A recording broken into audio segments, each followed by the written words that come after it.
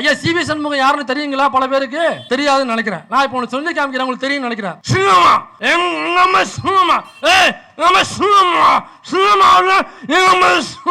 அப்படின்னு ஒரு வீடியோ ஒன்று பார்த்துருப்பீங்க எல்லாரும். லிட்டரலா புல் போதையில நம்ம இந்த அதிமுக பிரிவுல எல்லாரும் தூக்கி அடைச்சு வச்சாங்கல்ல. இந்த ஈசிஆர் பக்கம் ஒரு என்ன நடந்தது, கூவத்தூர் பங்களால அடைச்சு வச்சிருந்தாங்க இல்லையா?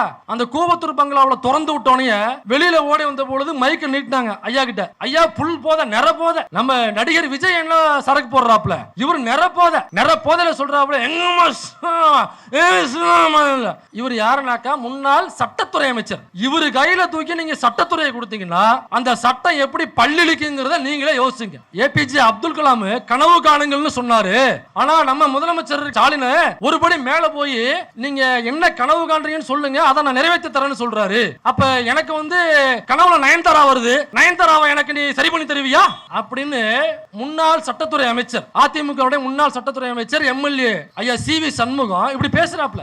கனவுல நயன்தாரா வரும், நீ எனக்கு நயன்தாராவை சரி பண்ணி தருவியா அப்படின்னு கேட்க. எனக்கு நயன்தாரா என்கிற ஒரு பெண்ணை நடிகைங்கிறதா விட்டுருங்க, அவங்க ஒரு பெண். அப்ப ஒரு பொண்ணுனாக்கா நீ பொதுவெளியில மேடை போட்டு அந்த பொண்ணை எனக்கு கூட்டி தருவியா, இந்த பொண்ணை எனக்கு கூட்டி தருவியான்னு கேட்டு நீ கேட்பியா? நீ இல்ல என்ன தைரியம் இப்படி கேட்டாக்கா எப்படி உனக்கு பெண்கள் எப்படி ஓட்டு போடுவாங்க? பெண்கள் எப்படி ஓட்டு போடுவாங்க? இந்த மனநிலையில் உள்ள ஒருவர் நீங்க ஓட்டு போட்டு ஒரு எம்எல்ஏவா ஆக்கி விட்டீங்கன்னா அந்த தொகுதியில உள்ள பெண்களை, அந்த கட்சியில் உள்ள பெண்களை, அவருடைய அலுவலகத்தில் வேலை பார்க்கிற பெண்களை, அவர் எம்எல்ஏவாக இருக்கும் பொழுது அவருடைய ஆளுகைக்கு கீழே வேலை செய்கிற பெண்களை அவர் என்ன மனநிலையோட பார்த்திருப்பாரு, என்னவாக ட்ரீட் பண்ணுவாரு யோசிச்சு பாருங்க. நம்ம அண்ணன் திண்டுக்கல் சீனிவாசன் உங்களுக்கு எல்லாம் தெரிஞ்சிருக்கும். இப்ப ஒரு 1 ஹவருக்கு முன்னாடி பேசியிருக்காப்ல பிரச்சாரத்துல பாருங்க. இந்த ஸ்டாலின் 2000 ரூபாய் கொடுக்குறேன் அப்படின்னு சொல்லிட்டு ஓட்டு கேட்கிறாரு. புடவை கொடுத்து ஓட்டு கேட்கிறாங்க.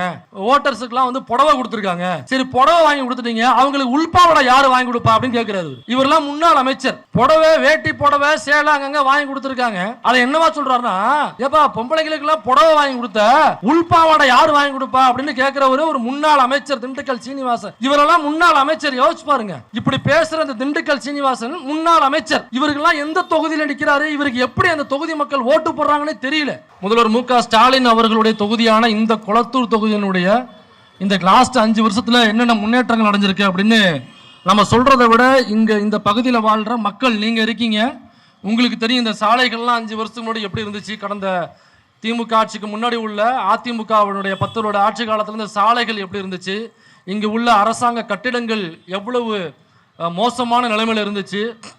நீங்கள் ஒரு எம்எல்ஏவை அணுகிறதுக்கோ அல்லது அரசு அதிகாரிகளை அணுகுவதோ அதிமுக பிரிவில் எவ்வளவு மோசமான நிலைமையில் எவ்வளவு கவலைக்குரிய இடத்துல இருந்துச்சு அப்படிங்கிறது உங்களுக்கே தெரியும். ஏன்னாக்கா நானும் இதே கொளத்தூர் பகுதியில் தான் வசிச்சுக்கிட்டு இருக்கேன். அப்போ இங்கே உள்ள ஏசி பஸ் ஸ்டாண்டாக இருக்கட்டும், அல்லது இங்கே உள்ள திருமண மண்டபம் ஒன்று கட்டியிருக்காங்க அரசு சார்பாக, அதுவாக இருக்கட்டும், அல்லது அரசு அங்காடி பில்டிங் ஒன்று கட்டியிருக்காங்க, அதுவாக இருக்கட்டும், இன்னும் எண்ணற்ற அரசு பில்டிங்குகள், அரசு நிகழ்வுகள் அனைத்திற்கும் நேரடியாக முதல்வரே திறந்து வைப்பது அப்படின்னு 2 நாளைக்கு ஒரு தடவை முதல்வரை நம்ம இங்கே பார்க்க முடியும். முதல்வர் ஒரு தொகுதியினுடைய எம்எல்ஏவாக இருக்காரு. 2 நாளைக்கு ஒரு தடவை அந்த தொகுதிக்கு ஏதோ ஒரு அரசு பில்டிங்கோ, லைப்ரரியோ அல்லது பார்க்கோ அல்லது மற்ற அரசு அலுவலகங்களுடைய கட்டிடங்களோ திறந்து வைப்பதற்காகவோ, அரசு நிகழ்ச்சிகள் நடத்துவதற்காகவோ 2 நாளைக்கு ஒரு தடவை ஒரு எம்எல்ஏ ஒரு தொகுதியில் உள்ள மக்களை பார்ப்பதற்கு வராருனாக்கா அதை யோசிச்சு பார்த்தீங்கன்னாக்கா திராவிட முன்னேற்ற கழக ஆட்சியில் மட்டும்தான் அது நடக்கும். நீங்க அதிமுக ஆட்சியில 13 பேரை சுட்டு கொண்டாங்க. எங்க ஸ்டெர்லைட்ல 13 பேரை சுட்டு கொண்டாங்களா? எத்தனை பேருங்க சுட்டு கொண்டாங்க? 13 பேர். அந்த ஐயா சொல்றாரு பாருங்க, 13 பேரை சுட்டு கொண்டாங்க. துள்ள துடிக்க காக்கா குருவியை சுட்டுக் கொள்வது போல 13 பேர். ஸ்லோலின் என்கிற 10வது படிக்கிற நம்முடைய தங்கை, 10வது படிக்கிறதுனாக்கா எப்படி இருக்கும் அந்த பாப்பா? யோசிச்சு பாருங்க. இப்படிக்கான இருந்திருக்கும் இல்லையா? இவ்வளவு அவசரம் இருந்திருக்கும். 10வதுனாக்கா ஒரு 15 வயசு இருக்கும் அந்த பாப்பாவுக்கு. அந்த 15 வயசு பாப்பாவை அந்த ஸ்டெர்லைட் போராட்டத்தின் போது வாய்க்குள்ள துப்பாக்கியை வைத்து சுட்டு தள்ளியது இந்த எடப்பாடி பழனிசாமி தலைமையிலான இந்த அதிமுக அரசு. எவ்வளவு கொடுமை பாருங்க. ஸ்டெர்லைட் அப்படிங்கிறது ஏன் எதிர்க்கிறாங்க மக்கள்?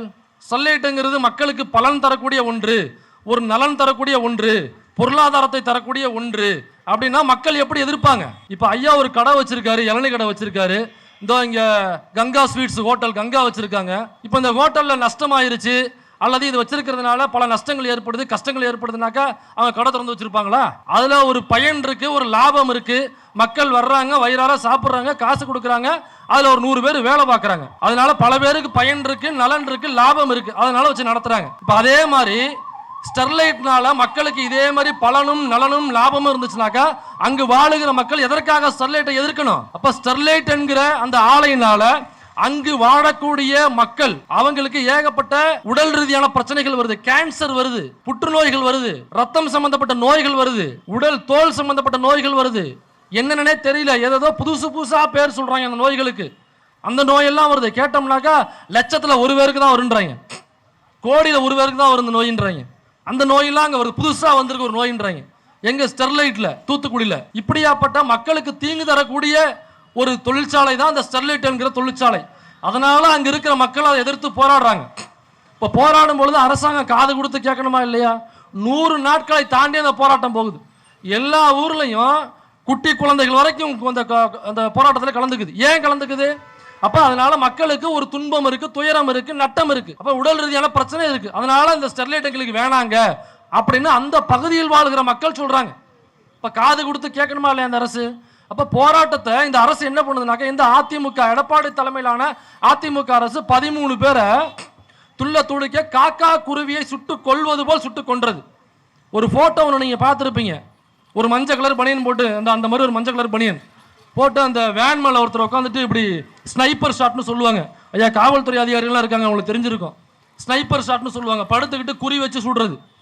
அந்த வேன், அந்த வீடியோ காட்சியெல்லாம் பார்த்துருப்பீங்க. எவ்வளவு மோசமான ஒரு 10 வருட ஆட்சி அதிமுக ஆட்சி. அதுல பொறுப்பேற்க வேண்டிய அந்த முதலமைச்சர் எடப்பாடி பழனிசாமி என்ன சொன்னாருன்னா, ஐயா நாங்க இதை டிவியில பார்த்து தான் தெரிஞ்சுக்கிட்டோம் அப்படின்னு சொன்னாரு. எதுல?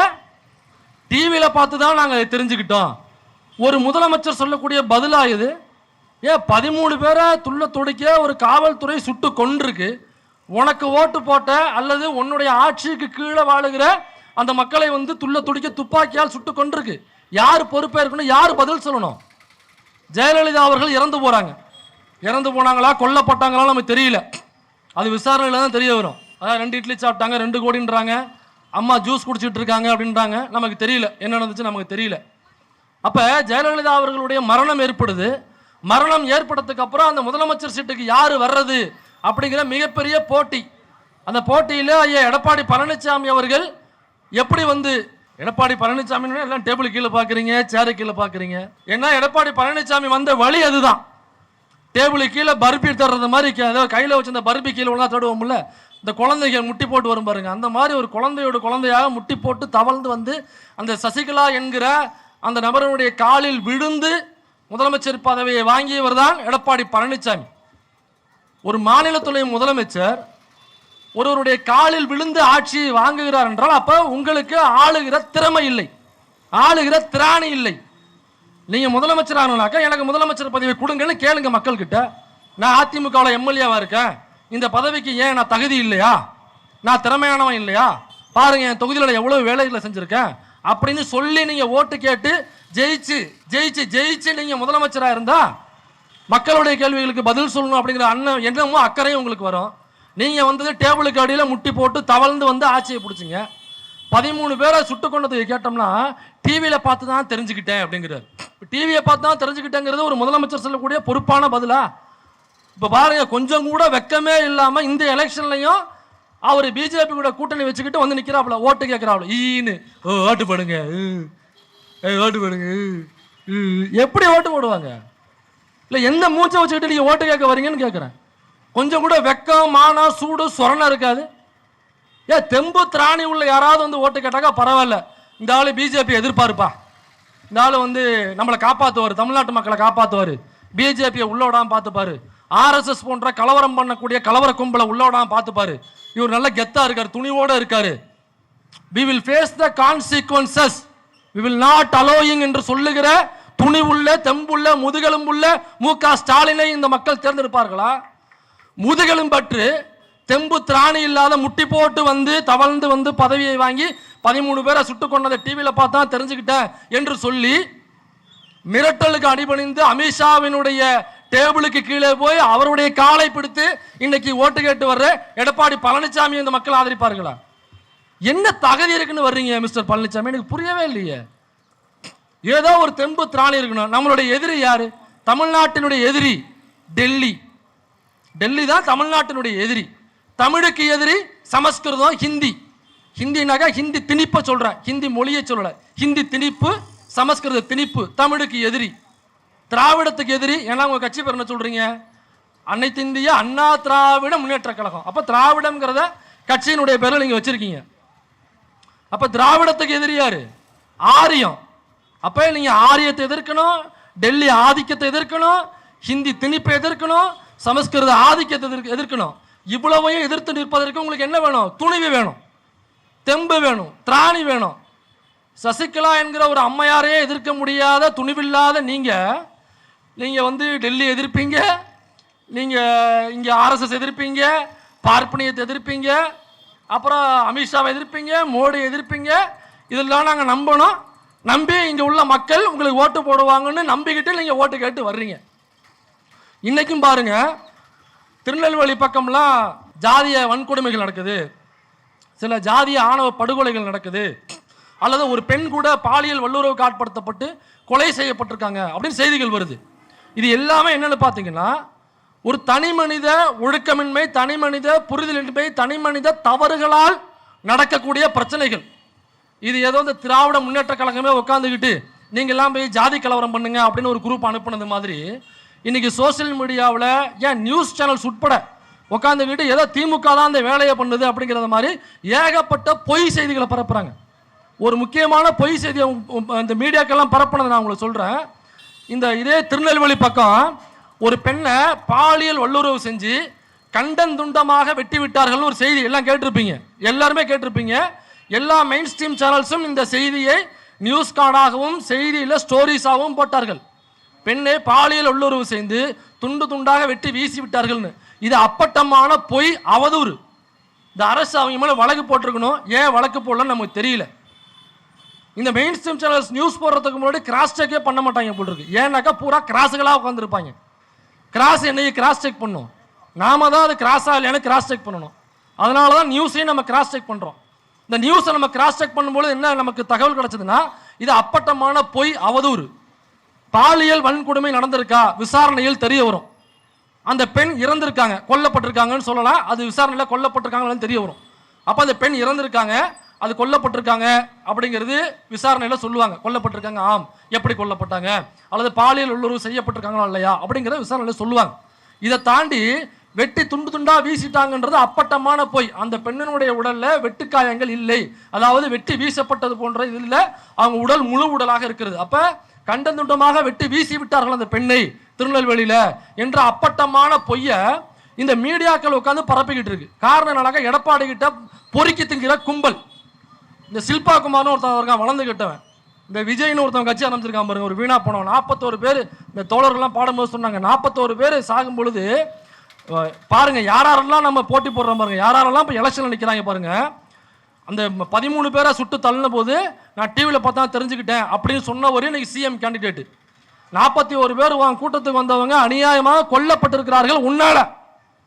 இவன் என்ன சொல்றானாக்கா, திமுக கொண்டுருச்சு, செந்தில் பாலாஜி கழுக்க இறுக்கி கொண்டு விட்டாரு, அங்கே போய் சிபிஐ விசாரணையில் போய் சொல்ல, செந்தில் பாலாஜி கொண்டாரு, திமுக தான் கொண்டுச்சுன்னு சிபிஐ விசாரணையில் போய் சொல்ல வேண்டியதானே. சொன்னீங்கன்னாக்கா ஆதாரம் கேட்பாங்க, ஆதாரத்தை கூடுறா அறிவுக்கிட்ட நான் ஏன்னு கேட்பாங்க. ஆதாரம்லாம் இல்லை பாஸ் அப்படின்னு உன்னுடைய படத்தில் பேசுகிற மாதிரி பஞ்சு டாலாக்கு பேசணுன்னா அவங்க டிஞ்சு டாலாக்கு பேசிடுவாங்க. 2 டிஞ்சை கொடுத்துருவாங்க உனக்கு. இங்கே பேசுறது மாதிரி ஆதாரம் இல்லாமல் புளிக்கிட்டு தெரிய முடியாது. கேட்டால் திமுக தான் காரணம், சிபிஐ விசாரணையில் போய் சொல்ல வேண்டியதானடா முண்டக்கலப்ப மூதேவி, அங்கே போய் சொல்ல வேண்டியதானே திமுக தான் காரணம்னு. 41 இவங்கெல்லாம் பாருங்க, 13 பேரை கொன்னதுக்கு அப்புறம் டிவியை பார்த்து தெரிஞ்சுக்கிட்டவன் அப்படின்னு சொன்னவர் முதலமைச்சர் கேண்டிடேட். 41 பேரை கொண்டுட்டு ஏர்போர்ட்டில் மைக்கை நிட்டு கேட்குறாங்க, இத்தனை பேர் செத்துட்டாங்களே பதில் சொல்லுங்கன்னு கேட்குறாங்க. விரண்டு அடிக்க ஓடுறாங்க, இந்த பின்னங்கால் பிடரில் அடிக்க ஓடுவதுன்னு சொல்கிறாங்கல்ல, அந்த மைக்கை பார்த்து ஏன்டா ஓடுற? அது என்ன துப்பாக்கி? அது துப்பாக்கி இல்லைல்ல, அது என்ன எரிகுண்டா? இல்லைல்ல. அவங்க பத்திரிகையாளர்கள், அவங்களுடைய வேலை கேள்வி கேட்பது, கட்சி தலைவரிடம் கேள்வி கேட்பது, அல்லது அதிகாரிகள் தவறு பண்ணிட்டாங்களா என்ன பண்ணீங்க கேள்வி கேட்கறதா அவங்களுடைய வேலை. பதில் சொல்றது கட்சி தலைவர்களுடைய வேலை. நீ எதுக்கு மைக்கை பார்த்து பயந்து ஓடுற? மைக்கை பார்த்து பயந்து ஓடுறது எனக்கு தெரிஞ்சு உலகத்தில் 2 பேர் தான். ஒன்று நம்ம மோடிஜி, இன்னொன்று நம்ம விஜி. இந்த 2 ஜியும் பார்த்தீங்கன்னாக்கா மைக்கை பார்த்து தெரிச்சு ஓடுறாங்க. எதுக்கு ஓடுற? நீ தான் 1 மணி நேரம் பேசுறீல வேலூரில் பஸ்ஸு மேலே ஏறிட்டு ஏன் பஸ்ஸு மேலே நிற்கிறான்னு நமக்கு இப்போ தாங்க புரியுது. கீழே நின்று பேசினாக்கா நம்மளாலே கேள்வி கேட்டுருவாங்க, ஏங்க இதுக்கு பதில் சொல்லுங்கன்னு கேள்வி கேட்டுருவாங்கல்ல. மேடை போட்டு இப்போ நமக்கு மேடை போட முடியாது, அதனால் வாகனத்தை கொண்டு வந்து இதையே மேடையாக பயன்படுத்தி பிரச்சாரத்தை செய்கிறோம். ஏன்னா இதை முடிச்சுட்டு அடுத்த பிரச்சாரம் பக்கத்தில் போகணும். அதனால் இதையே நம்ம மேடையாக மாற்றிருக்கோம், இந்த வாகனத்தில் நின்று பிரச்சாரம் பண்ணுறோம். நீங்கள் யோசிச்சு பாருங்கள், ஒரு பெரிய மேடை போட்டு இவ்வளோ ஒசரத்துக்கு பெரிய மேடை போட்டு அந்த மேடைக்கு மேலே இந்த வண்டியை கொண்டு போய் நிப்பாட்டி வச்சு அந்த வண்டி மேலே இந்த மாதிரி ஏறி நின்று பேசணுன்னாக்கா நீங்கள் எல்லாம் என்னவா பார்ப்பீங்க? ஐயா சும்மா சொல்லுங்கள், பைத்தியம்னு பார்ப்பீங்கல்ல. இவன் என்ன மெண்டலாக இருப்பான் போல் இருக்குவேன். ஏன்டா அதான் மேடை போட்டிருக்கு, மேடை மேலே சேர் போட்டு உட்காந்து பேச வேண்டாம்னா ஏன்டா அறிவுகிட்ட நாயே. மேடையும் போட்டு அது மேலே அந்த பஸ்ஸு மெட்ராஸ்லேருந்து எடுத்துகிட்டு வர்றாங்க, இங்கேருந்து சென்னையிலேருந்து வேலூருக்கு எடுத்துகிட்டு போகிறாங்க அந்த பஸ்ஸை. எதுக்குடானா மேடைக்கு மேலே பஸ்ஸை கொண்டு நிப்பாட்டணுமா. அப்புறம் என்னடா பண்ணி அந்த பஸ்ஸுக்கு மேலே ஒரு மேடை இருக்குங்க, அதில் தானுங்க எங்கள் தலைவர் ஏறி நின்று பேசுவார். இப்போ தான் புரியுது, கீழே நின்று பேசினாக்கா இந்த மாதிரி செய்தி சேகரிப்பாளர்கள் ஏங்க இந்த கேள்விக்கு பதில் சொல்லுங்க, ஏங்க இந்த கேள்வி இருக்குங்க இது பதில் சொல்லுங்க, 41 பேர் செத்து போனாங்க பதில் சொல்லுங்க, எங்க திருப்பரங்குன்ற இஷ்யூக்கு ஏங்க நீங்கள் வாயவே திறக்கலை. எவ்வளோ பெரிய ஒரு மதக்கலவரத்தை ஏற்படுத்துகிற வேலையை அந்த பிஜேபி, இந்து முன்னணி, இந்த இந்து மக்கள் கட்சி இவங்க எல்லாம் வேலையை பார்த்தாங்க. நீங்கள் மட்டும்தாங்க வாயை திறக்கவே இல்லை. திமுக கூட்டணி உள்ள அனைத்து கட்சிகளும் அதற்கு எதிராக அறிக்கை விட்டாங்க, போராட்டம் பண்ணாங்க, எல்லாமே பண்ணாங்க. ஜனநாயக சக்திகள், திராவிடர் விடுதலை கழகமாக இருக்கட்டும், திராவிடர் கழகமாக இருக்கட்டும், தந்தை பெரியார் திராவிடர் கழகமாக இருக்கட்டும், கம்யூனிஸ்ட் அமைப்புகளாக இருக்கட்டும், அம்பேத்கரி அமைப்புகளாக இருக்கட்டும், இந்த திருப்பரங்குன்ற விஷயத்தில் எல்லாரும் அதற்கு எதிராக தங்களுடைய நிலைப்பாட்டை தெரிவித்தார்கள், அறிக்கை விட்டாங்க, ஆர்ப்பாட்டம் பண்ணாங்க, போராட்டம் பண்ணாங்க. இதில் இதை குறித்து கருத்து தெரிவிக்காத கட்சி எதுனாக்கா 2 கட்சி. ஒன்று டிவிக்கு, இன்னொன்று பிஜேபி. அதனால தான் நான் சொல்கிறேன், டிவிக்கு is equal to BJP, LHS is equal to RHS, hence proved. BJP எதற்கெல்லாம் வாய் திறக்காதோ அதற்கெல்லாம் இவனும் வாய் திறக்க மாட்டான். யார் இந்த விஜய் இருக்காம படத்தில் பக்கம் பக்கமாக டைலாக் பேசுறீல்ல, பக்கம் பக்கமாக ப்ரெஸ் மீட் கொடுக்குறீல்ல படத்தில், நேராக கொடுத்து தொலைச்சா என்ன? அப்போ படத்தில் அந்த மாதிரி ப்ரெஸ் மீட் கொடுக்கும் பொழுது இவனு கேள்வி கேட்டால் தான் மக்கள் ரசிக்கிறாங்க, மக்கள் அதை தான் விரும்புகிறாங்க. அப்படி கேள்வி கேட்குறதானா ஹீரோ. தப்பு செய்கிறவங்கள கேள்வி கேட்கணும், கேட்குற கேள்விக்கு பதில் சொல்லணும், அவன் தானே ஹீரோ. நேரில் பார்த்தோம்னாக்கா பைக்கை பார்த்தா பயந்து ஓடுறது. ஏங்க பயந்து ஓடுறவனா யாராலும் ஹீரோன்னு சொல்லுவாங்களா? ஒரு படத்தில் விஜய்க்கு இப்படி ஒரு காட்சி வைங்க, விஜய்க்கு இப்படி ஒரு காட்சி வைப்போம். திருப்பரங்குன்றம் இஷ்யூ, திருப்பரங்குன்றத்தில் அந்த கோயிலுக்கு கீழே நீங்கள் வீடியோலாம் பார்த்துருப்பீங்க, அவ்வளவு சங்கி கூட்டம், இந்த ஆர்எஸ்எஸ் கலவர கும்பல் அவ்வளவு பேர் கலவரம் பண்ணுறாங்க. கோயிலுக்கு கீழே நின்றுக்கிட்டு பாரத் மாதாக்கு ஜெயன்றாங்க. ஏண்டா திருப்பரங்குன்றத்தில் மேலே முருகன் இருக்காப்புல, அங்கிட்டு அவங்க அப்பா பரமசிவன் இருக்காப்புல, அதுக்கு மேலே அவங்க அண்ணன் பிள்ளையார் இருக்காப்புல. நீ பிள்ளையாரையோ அல்லது சிவனையோ முருகனையோ சொல்லி சிவசிவா அல்லது விநாயகர் வாழ்க அல்லது முருகனுக்கு என்ன கோஷமோ அரோகரா அப்படின்னு போட்டால் பரவாயில்ல. ஏண்டா கோயில் வாசலில் நின்று பாரத் மாதாக்கு ஜெயனாக்கா அப்போ கலவரம் பண்ணுற கும்பல் தானே நீ. அப்போ உன்னுடைய நோக்கம் கலவரம் பண்ணுற நோக்கம். அவ்வளோ பெரிய கும்பலை கூட்டு போய் போலீஸ்காரவங்களாம் அடிச்சிட்டாங்க. இந்த ஐயா உட்காந்துருக்காரு, ஐயாவுக்கு தெரியும், போலீஸ்காரவங்களுடைய மண்டையை உடைச்சு திறந்துட்டாங்க. அந்த வீடியோக்கள் எல்லாம் ஃபுட்டேஜஸாக சேனல், நியூஸ் சேனல்ஸ்லையும் யூடியூப் சேனல்ஸ்லையும் கிடக்க நீங்கள் எடுத்து பாருங்கள். போலீஸை லிட்டரலாக அடித்து மண்டையை திறந்துட்டாங்க இந்த சங்கி, இந்த பிஜேபி ஆர்எஸ்எஸ் கும்பல். இவங்க கூட கூட்டணி வச்சுக்கிட்டு நம்மளால் எடப்பாடி பழனிசாமி ஓட்டு போடுங்க, ஓட்டு போடுங்க, ஓட்டு போடுவாங்க, போடுவாங்க பாஸ், ஓட்டு போடுவாங்க. போங்க ஊருக்குள்ளே போய் நீங்கள் ஓட்டு கேட்டு பாருங்க, உங்களுக்கு செய்ய வேண்டிய மரியாதை செய்து. ஏன்னா போன எலெக்ஷன்லேயே பல ஏரியாக்களில் அதிமுகவை ஊருக்குள்ளே ஓட்டு கேட்கவே விடவில்லை.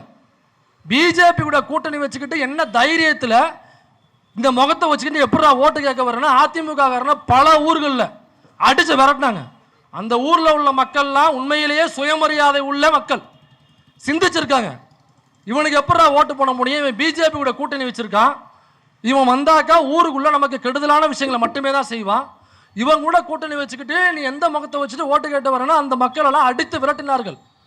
அவ்வளவு பட்டம் இன்னும் திருந்தலை, திரும்பவும் பிஜேபி கூட கூட்டணி. இது நாம சொல்லலை, அதே அதிமுக கட்சியில் உள்ள ஜெயக்குமார் என்கிற ஒரு முன்னாள் அமைச்சர், எம்எல்ஏ, முன்னாள் எம்எல்ஏ, நம்ம அண்ணன் ஜெயக்குமார் அண்ணன் உங்களுக்கு தெரியும், சாக்லேட் பாய் பாக்ஸர் ஜெயக்குமார் அண்ணன் உங்களுக்கு தெரியும், ராயபுரம் பாக்ஸர் அண்ணன். அவர் ஜெயக்குமார் அண்ணன் சொல்றாப்ல, தோத்தத்துக்கு அப்புறம் பிஜேபி கூட்டணியிலேருந்து வெளியில் வர்றது மாதிரி இருக்கும் பொழுது அவங்க சொல்றாங்க, எங்க நான்லாம் தோல்வியே பார்த்தது கிடையாது எங்கள் ஏரியாவில். எனக்கு ஜெயக்குமார் அண்ணனுக்கு உண்மையிலேயே அந்த ஊரில் உள்ள அந்த ஊரில் உள்ள மக்கள்லாம் கொஞ்சம் அன்பாக அரவணைக்கக்கூடிய நபர் தான் ஜெயக்குமார். போனீங்கன்னாக்கா எப்பவும் ஏரியாவுக்குள்ளே தான் நிற்பார். அவர் மேலே எந்த தப்பும் கிடையாது. ஏன்னா அவன் திமுகவுக்கு பிரச்சாரம் பண்ண வந்துட்டு அவன் ஜெயக்குமார் பக்கம் பேசிட்டு பார்க்காதீங்க. அங்கே ஏன் தோத்தாங்கன்னா பிஜேபியோட கூட்டணி வச்சதுனால தோத்தாங்க. ரொம்ப எனக்கே தான் ஜெயக்குமார் என்ன சொல்கிறாரு, நான்லாம் தோத்ததே இல்லைங்க, ஏரியாவில் தோத்ததே கிடையாது. என் வாழ்க்கையிலே முதல் முறையாக தோத்துருக்கேனாக்கா அதற்கு நாங்கள் பிஜேபியுடன் கூட்டணி வைத்தது தான் காரணம் என்று ஜெயக்குமார் அவர்கள் சொல்கிறார். அதிமுக உள்ள ஜெயக்குமார் அப்பட்டமாக சொல்லுகிறார். அவர் மட்டும் சொல்லல, நம்ம அண்ணன் திண்டுக்கல் சீனிவாசன் அவங்களுக்குலாம் தெரிஞ்சிருக்கும். இப்போ கூட பேசியிருக்காப்புல, இப்போ ஒரு 1 ஹவருக்கு முன்னாடி பேசியிருக்காப்புல பிரச்சாரத்தில். பாருங்க, இந்த ஸ்டாலின் வந்து 2000 ரூபா கொடுக்குறேன் அப்படின்னு சொல்லிட்டு ஓட்டு கேட்குறாரு. அப்புறம் என்னது புடவை கொடுத்து ஓட்டு கேட்குறாங்க. ஓட்டர்ஸுக்கெலாம் வந்து புடவை கொடுத்துருக்காங்க. சரி, புடவை வாங்கி கொடுத்துட்டீங்க, அவங்களுக்கு உள்பாவடை யார் வாங்கி கொடுப்பா அப்படின்னு கேட்குறாரு. இவரெல்லாம் முன்னாள் அமைச்சர். புடவை, வேட்டி புடவை, சேலை அங்கங்கே வாங்கி கொடுத்துருக்காங்க. அதை என்னவா சொல்கிறாருன்னா, ஏப்பா பொம்பளைங்களுக்கெல்லாம் புடவை வாங்கி கொடுத்த உள்பாவாடை யார் வாங்கி கொடுப்பா அப்படின்னு கேட்குறவர் ஒரு முன்னாள் அமைச்சர் திண்டுக்கல் சீனிவாசன். இவரெல்லாம் முன்னாள் அமைச்சர். யோசிச்சு பாருங்க, இப்படி பேசுகிற இந்த திண்டுக்கல் சீனிவாசன் முன்னாள் அமைச்சர். இவருக்கெல்லாம் எந்த தொகுதியில் நிற்கிறாரு, இவருக்கு எப்படி அந்த தொகுதி மக்கள் ஓட்டு போடுறாங்கன்னு தெரியல. அவருடைய ஃபேஸ் கட்டும் ஹேர் கட்டும் வச்சு பார்த்தாலுமே எந்த ஆங்கிளில் பார்த்தாலுமே அமைச்சருக்குரிய தகுதியே இல்லையா அவனுக்கு? ஒரு 10 நிமிஷம் பேச விட்டோம்னா புடவை வாங்கி கொடுக்கலையா, ஜாக்கெட்டு வாங்கி கொடுக்கலையா, இப்படி பேசுகிற தரங்கெட்ட வார்த்தைகளை பேசி பெண்களை இழிவு செய்கிற ஒருத்தர் எப்படி அமைச்சராக இருந்திருக்க முடியும் அதிமுகவில்? இவங்க எல்லாம் அமைச்சர். நீங்கள் திரும்ப எடப்பாடி பழனிசாமி ஓட்டு போட்டிங்கன்னா இதே திண்டுக்கல் சீனிவாசன் திரும்ப அமைச்சராக வருவார். இப்போ திண்டுக்கல் சீனிவாசன் மட்டும் இல்லை, நம்ம CV சண்முகம் அவர்கள், இவர் ஒரு அதிமுகவுடைய முன்னாள் அமைச்சர். இவர் யாருனாக்கா சட்டத்துறை அமைச்சர். ஐயா CV சண்முகம் யாருன்னு தெரியுங்களா? பல பேருக்கு தெரியாதுன்னு நினைக்கிறேன். நான் இப்போ ஒன்று சொல்லி காமிக்கிறேன், உங்களுக்கு தெரியும்னு நினைக்கிறேன்.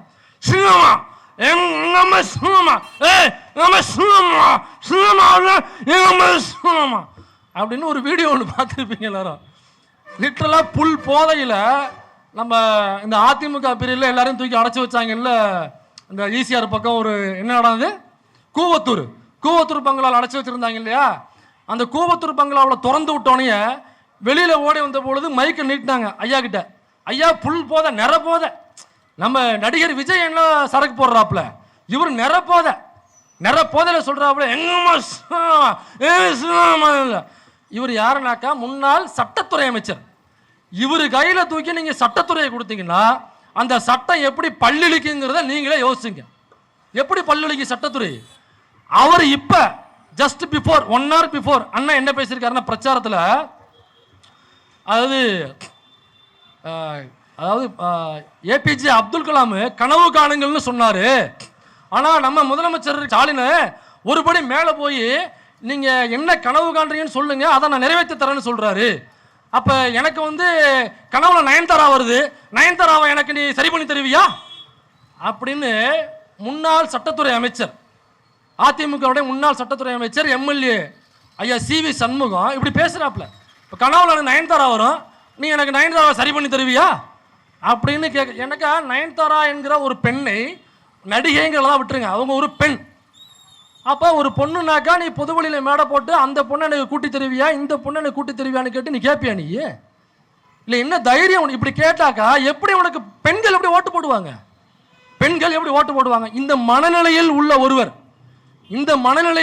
ஒருவர் நீங்க ஓட்டு போட்டு ஒரு MLA-வா ஆக்கி விட்டீங்கன்னா அந்த தொகுதியில் உள்ள பெண்களை, அந்த கட்சியில் உள்ள பெண்களை, அவருடைய அலுவலகத்தில் வேலை பார்க்கிற பெண்களை, அவர் MLA-வாக இருக்கும் பொழுது அவருடைய ஆளுகைக்கு கீழே வேலை செய்கிற பெண்களை அவர் என்ன மனநிலையோட பார்த்துருப்பாரு, என்னவாக ட்ரீட் பண்ணுவார் யோசிச்சு பாருங்க. நயன்தாரா கேட்குது, மொசரக்கட்டை நயன்தாரா கேட்குதா? இவங்க நயன்தாரா வேணுமா? அதுக்கு யார் என்ன? ஸ்டாலின் அவர்கள் முதலமைச்சர். அவர் வந்து பிடிக்குதோ இல்லையோ எதிர்கட்சி அதெல்லாம் விட்டுலாம். இப்போ நரேந்திர மோடி இருக்காரு, அந்த கட்சி ஆட்சியில் இருக்கிறது எனக்கு பிடிக்கல, நான் அவருக்கு எதிரான மனநிலையில் இருக்கேன், அவருடைய செயல்பாடுகள் எனக்கு விருப்பம் இல்லை. ஆனாலும் பிரைம் மினிஸ்டர் நரேந்திர மோடி தான் நம்ம சொல்லணுமே தவிர நம்ம இஷ்டத்துக்கு அவர் ஒருமையில் பேசுகிறதோ அதில் வாடா போடான்னு பேசுகிறதோ அப்படிலாம் பேசக்கூடாது. எனக்கு அவருக்குரிய மரியாதையை நாம் தர வேண்டும். என்னதான் நமக்கு உள்ளுக்குள்ள அப்படியாப்பட்ட ஆசை இருக்கலாம், அதற்காக நம்ம பொது வழியில் அப்படி பேசக்கூடாது. எனக்கு அவர் ஒரு பிரைம் மினிஸ்டர், அவருக்குரிய மரியாதையை நாம் தர வேண்டும். அவருக்கு இந்த பதவியெல்லாம் பிடுங்கிட்டு நாளைக்கு விட்டாங்கன்னாக்கா அப்போ நம்ம கேள்வி கேட்கலாம். இப்போ நமக்கு பிரைம் பிடிக்குதோ பிடிக்கலையோ அவர் தான் பிரைம் மினிஸ்டர். அப்படின்னா தமிழ்நாட்டில் இருக்கிற சிஎம் அவர்கள் உங்களுக்கு அதாவது எதிர்க்கட்சி அதிமுகவாக இருக்கலாம், திமுகவிற்கு எதிராக நீங்கள் செயல்படலாம். ஆனால் அவர் முதலமைச்சர் என்கிற ஒரு நபரை பார்த்து என்ன கேட்கிறாரு, என்ன கேள்வி கேட்கிறாரு, திருப்பிக்கிட்டு யாரோ ஒருத்தவங்க திமுக மேடையை போட்டு இப்படி நின்றுட்டு பொதுமக்கள் மத்திய, ஏன்னா அவர் பேசினதாவது அவங்க கட்சி கூட்டத்தில் 4 பேர் அவங்க கட்சிக்கார மாதிரி சிரிச்சுட்டு போடுவோம். அதுக்கு மேலே அவங்களுக்கு மூளையும் கிடையாது, ஒரு இளவும் கிடையாது. நான் பொது மேடையை போட்டு இப்படி பொதுமக்கள் மத்தியில் இதே மாதிரி ஐயா சிவி சண்முகம் சொல்லி ஏதோ இழிவு பண்ணி பேசுறேன்னாக்கா நீ மூஞ்ச கொண்டு போய் எங்கே வச்சுப்ப? இப்படியாக சிவி சண்முகம். இப்போ இவங்கெல்லாம் யாருனாக்கா அதிமுக ஆட்சியில் 10 வருட ஆட்சியில் அமைச்சராக இருந்தவர்கள். சிவி சண்முகம், திண்டுக்கல் சீனிவாசன் போன தடவை ஓட்டு கேட்டதை கவனிச்சிங்களா? நீங்கள் எல்லாம் வாக்களிக்க வேண்டிய சின்னம் ஆப்பிள் ஆப்பிள் ஆப்பிள்னாரு. ஆப்பிள்னு ஒரு சின்னமே கிடையாது முதல்ல. அப்படி ஒருவேளை இருந்திருந்தாலும் அவங்க கூட்டணியில் கிடையாது. இவர் வரும்போது ஆப்பிள் தின்ட்டு வந்திருப்பார் போல் இருக்கு. மாம்பழத்துக்கு ஓட்டு கேட்க போனவர் நீங்கள் வாக்களிக்க வேண்டிய சின்னம் ஆப்பிள் ஆப்பிள் ஆப்பிள்னு ஓட்டு கேட்டவர் தான் நம்ம ஐயா திண்டுக்கல் சீனிவாசன். இவர் அமைச்சராக இருக்கும்பொழுது என்ன தெரியுமா செஞ்சாரு? ஒரு ட்ரைப்ஸ், ஷெட்யூல் ட்ரைப்ஸ் பட்டியல் வகுப்பை சார்ந்த ஒரு சிறுவன், அவனை இவர் செருப்பை கழட்டி போட்டு அந்த செருப்பை அவனை எடுத்துட்டு வர சொல்றாரு. டேய் அந்த செருப்பு எடுத்துட்டு வாடா அப்படின்னு செருப்பு எடுத்துட்டு வர சொல்றாரு. யாரு? அதிமுகவுடைய முன்னாள் அமைச்சர் இவங்க எல்லாம் அமைச்சர். நம்ம மக்கள் ஓட்டு போட்டு நீங்களாம் எம்எல்ஏ வாக்கியிருக்கீங்க. இவங்க ஒருத்தர் இருக்காரு. யாருனாங்க நம்ம அண்ணன், மதுரைக்கே பேர் போனா அண்ணன் செல்லூர் ராஜினோட எல்லாம் சிரிக்கிறீங்களே, ஏன் சிரிக்கிறீங்க? எங்க எல்லாம் எவ்வளவு அற்புதமான ஒரு சட்டமன்ற பேச்சாளர் தெரியுங்களா? ஆமா, சயின்டிஸ்ட் அண்ணன் செல்லூர் ராஜு அவர்கள் நாசாவில் கூட கூப்பிட்டு வர முடியாதுன்றாரு. என்னுடைய சேவை தமிழ்நாட்டுக்கு தேவை, தமிழ்நாட்டு மக்களுக்கு என்னுடைய சேவை தேவை என்பதால் நான் நாசாவிற்கு போகவில்லை அப்படின்னு சொல்லி ஓப்பனாக டிக்ளேர் செய்து அறிக்கை விட்டவர் தான் எங்கள் அண்ணன் செல்லூர் ராஜு அவர்கள். அவர் என்ன தெரியுமா பண்ணார் போன ஆட்சியில்? அதாவது இந்த ஏரியில் கிடக்கிற தண்ணிலாம் வெயிலில், மே மாத வெயிலில் ஆவியாக போயிடுதான். அதை தடுக்கணும் அப்படிங்கிறதுக்காக தெர்மாக்கோல் இருக்குல்ல, தெர்மாக்கோல், அதை கொண்டு போய் ஏரினாக்க பெரிய ஏரி, அது சின்ன கம்மாயோ குளமோ குட்டையோ கிடையாது, பெரிய ஏரி. அந்த ஏரியில் கொண்டு போய் தெர்மாக்கோல், இவ்வளோ பீஸு தெர்மாக்கோல், அதை கொண்டு போய் தண்ணியில் வீசிக்கிட்டு இருக்காரு. அதை மீடியாக்கெல்லாம் எடுத்துக்கிட்டு இருக்கு. அது ஒரு திட்டமா. என்னென்னு போட்டோம்னாக்கா இந்த தெர்மாக்கோலை வீசி தெர்மாக்கோல் மேலே விழுந்துருச்சுனாக்கா தண்ணி அதுக்கு மேலே நீராவே போகாது. இவர் இங்கே போடுறாரு, காற்றுல அடிச்சு தெர்மாக்கோல் இங்கே வருது. திரும்ப அதே தெர்மாக்கோல் எடுத்து கையில் கொடுக்குறாங்க, திரும்ப அப்படி வீசுறாரு, அதே காற்றுல இங்கே வருது. நம்ம சந்தானம் ஒரு படத்தில் வேட்டிசில் கொடுப்பாப்புல இல்லை, அப்படி கொடுத்து வாங்கி அந்த மாதிரி ஒரே தெர்மாக்கோல் தீரவே இல்லை. என்னன்னாக்கா ஒரே தெர்மாக்கோல் போட்டு திரும்ப வந்துட்டு இருக்கு. இவர் தான் அண்ணா, இது தெர்மாக்கோல் திட்டம், அதுக்கு பேர். பல கோடிகள் பில்லை போட்டு எடுத்துட்டாங்க. பெரிய கிண்டல் கேலிக்கு உள்ளான ஒரு திட்டம். இவரெல்லாம் யாருனாக்கா அண்ணன் செல்லூர் ராஜு அமைச்சர். இவங்கெல்லாம் அமைச்சர். நீங்க திமுக ஆட்சியில் யோசிச்சு எடுத்து பாருங்க. அண்ணன் தங்கம் தென்னரசு அவர்கள், அவரு இன்னைக்கு நிதித்துறை அமைச்சராக இருக்காரு. அண்ணன் டிஆர்பி ராஜா அவர்கள், டிஆர்பி ராஜா இன்னைக்கு வெளிநாட்டிலேருந்து உள்ள பல நிறுவனங்கள்ல தமிழ்நாட்டுக்குள்ள கொண்டு வந்து அவ்வளவு கோடிகள், அவ்வளவு 1000 கோடிகள் இன்வெஸ்ட்மெண்ட் கொண்டு வந்து குமிச்சிருக்காங்க தமிழ்நாட்டுக்குள்ள. அவ்வளவு ஃபேக்டரிஸ் நீ கொண்டு நினைக்கிறார் டிஆர்பி ராஜா அவர்கள். அவர் ஏதோ சும்மா சொல்றது கிடையாது. நீங்க எடுத்து பார்க்கலாம், ஒயிட் டாக்குமெண்டா, கவர்மெண்ட் ஒயிட் டாக்குமெண்டா போட்டிருக்கு. நீங்க கூகுளில் போய் டைப் பண்ணாலே அந்த டாக்குமெண்ட்ஸ் வரும். எப்படியெல்லாம் தமிழ்நாட்டுக்குள்ள இந்த இண்டஸ்ட்ரீஸை பில்டப் பண்ணியிருக்காங்க. ஒரு கிராமத்துக்குள்ளேயும், நகரங்கள் மட்டும் இல்லை, கிராமங்கள் ரொம்ப சின்ன ஒரு பஸ் தான் போயிட்டு வரும் அந்த கிராமத்துக்குள்ள, அல்லது ரொம்ப மினி பஸ் மட்டுமே போகக்கூடிய கிராமங்கள். அந்த கிராமத்துக்குள்ளேயும் அங்கே என்ன விளையுதோ அதற்கான ஒரு கிட்டங்கின்னு சொல்லுவாங்க, குடோன். அந்த குடோன் போட்டு அது குளிர்ச்சியாக இருக்கணுமா, ஃப்ரூட்ஸ்லாம் நீங்கள் கூலிங்கில் வைக்கணும், கூலிங் ஸ்பேஸ் குடோன்ஸு. கூலிங் இல்லாத ஸ்பேஸ் குடோன்ஸாக அது தனி. அதை வச்சுட்டு அங்கேருந்து எடுத்து வந்து நகரங்களில் கனெக்ட் பண்ணுறதுக்கு டிரான்ஸ்போர்ட்டு, நகரங்கள்லேருந்து ட்ரெயினில் ஏற்றிட்டு போகிறதுக்கு ரயில்வே ஸ்டேஷன் பக்கத்துலேயே குடோன்ஸு, திரும்ப ஹார்பருக்கு பக்கத்தில் குடோன்ஸு. இது எல்லாமே ரெடி பண்ணி ஹப்பு கிளஸ்டர்ஸை ரெடி பண்ணி எல்லாம் ஒருங்கிணைச்சு ரெடியாக இருக்குது. இதுக்கு எத்தனை கோடிகள் செலவாயிருக்கு, எவ்வளோ பில்டிங்ஸ் தயாராக இருக்குது, எத்தனை பில்டிங்ஸ் தயாராகிட்டு இருக்குது. இதில் வேலை செய்வதற்கு மாணவர்கள் தேவையில்லை. அந்த இளைஞர்கள் என்ன பண்ணுறாங்கன்னா, இந்த நான் முதல்வன் திட்டம் மூலமாக, இந்த திட்டம் டிஆர்பி ராஜா அண்ணன் ஆரம்பிக்கும் பொழுதே நான் முதல்வன் திட்டம்ல இதை குறித்த ஒரு ஸ்கீம் போட்டு இதில் வேலை செய்வதற்கு தனியாக அவங்களுக்கு பயிற்சி கொடுக்கப்பட்டு அந்த மாணவர்கள் தயாராகிட்டாங்க. இப்போ இந்த திட்டம் முடிஞ்சவனையே, இந்த எலெக்ஷன் முடிஞ்சவனே திட்டமெல்லாம் செயல்பாட்டுக்கு வந்துடும். அந்த திட்டத்தின் மூலமாக பல்லாயிரக்கணக்கான படித்த இளைஞர்களுக்கு வேலை வாய்ப்பு. நீங்க எங்கேயும் போய் ட்ரைனிங் போக தேவையில்ல. நான் முதல்வன் திட்டத்தில் ஜாயின் பண்ணீங்கன்னா அவங்களே ட்ரெயின் பண்ணிடுவாங்க. இவ்வளவு அழகான ஒரு பிரிட்ஜ் எல்லாம் கிரியேட் பண்ணி வச்சிருக்கிறது இந்த திமுக அரசு. இல்ல பாருங்க, டிஆர்பி ராஜா என்ன வேலை செஞ்சிருக்காரு நான் சொல்றேன். தங்கம் தென்னரசு என்ன பண்ணிருக்காரு கேட்டீங்கன்னாக்கா அவர் சொல்லுவாரு, நிறைய பேசியிருக்காரு. இதே மாதிரி ஒவ்வொரு அமைச்சர்களும் எடுத்து பாருங்க. நீங்க அதிமுக கடந்த 10 வருஷத்துல அதிமுகவில் இருந்த அமைச்சர்கள் லிஸ்ட் எடுத்து பாருங்க. நம்ம இவரு ராஜேந்திர பாலாஜி அவர்லாம் நீங்க முகத்தை காமிச்சாலே திருச்சிருவீங்க. ராஜேந்திர பாலாஜி, திண்டுக்கல் சீனிவாசன் ஆப்பிளுக்கு ஓட்டு கேட்டவர் அண்ணன். அடுத்து நம்ம செல்லூர் ராஜு சயின்டிஸ்ட். அப்புறம் அண்ணன் சிவி சண்முகம் சின்னம்மா. அது அண்ணன் எப்படின்னாக்கா 6 மணிக்கு மேலே ஒன்றா இருப்பார், 6 மணிக்கு முன்னாடி ஒன்றா இருப்பார். அண்ணன் வந்து எப்படின்னாக்கா குடிகாரன் அப்படின்னு சொன்னாக்கா அவருடைய ரேஞ்சுக்கு அது கம்மியான வார்த்தை. குடி வெறியன் அப்படின்னு சொல்லலாம். நீங்கள் சும்மா குடிக்கிறவங்க கடைக்குள்ளே போய் குடிப்பாங்க இல்லைங்களா, கடைக்குள்ளே போய் திறந்து ஊற்றி வச்சு. இவர் அப்படி இல்லை. செவுரில் சும்மா வரைஞ்சி வச்சாலே அந்த செவுரை பேத்து அதை ஊற்றி அதுலேருந்து சரக்கு எடுத்து குடிக்கக்கூடிய ஒரு நபர் தான் அன்னை சிவி சண்முகம். நீங்கள் ஓட்டு போட்டு அதிமுகவில் கடந்த 10 வருஷத்தில் வச்சிருந்த அமைச்சர்லாம் பாருங்க. ஏன் இந்த ஜெயலலிதா அம்மா அந்த அமைச்சர்லாம் பேச விடாமல் வச்சிருந்தாங்கன்னு இப்போ தெரியுது. பூரா பயில வாயை திறந்தாக்க வார்த்தை வர மாட்டேங்குது. கூவமா வந்து விழுந்துகிட்டு இருக்கு, கூவம். அதனாலதான் அந்த அம்மா 10 வருஷமா இவங்களை ஏன் அடிமையா வச்சிருந்ததுன்னா, இவங்களை பேச விட்டோம்னாக்கா அந்த அம்மா காலியா இருக்கும், அந்த கட்சி காலியா இருக்கும். தெரிஞ்சேதான் இந்த அம்மா வாயில பிளாஸ்டரையை போட்டு காலில் விழுந்தியா கும்பிடு, அப்படியே போ, கிட்டக்க கூட வராத, வந்தாலே உன்னுடைய பேட் நெகட்டிவ் எனக்கு ஒட்டியிருக்கும், அங்கிட்டே போகணும். இந்த அம்மா அடிமையா வச்சிருந்த காரணம் இவங்களுக்கு வாயை திறந்தாலே கூவம். இப்போ ஒருத்தனா இப்போ கூவத்தை கொட்டிட்டு இருக்காங்க. இப்போ ஓட்டு கேட்டு வந்திருக்காங்க.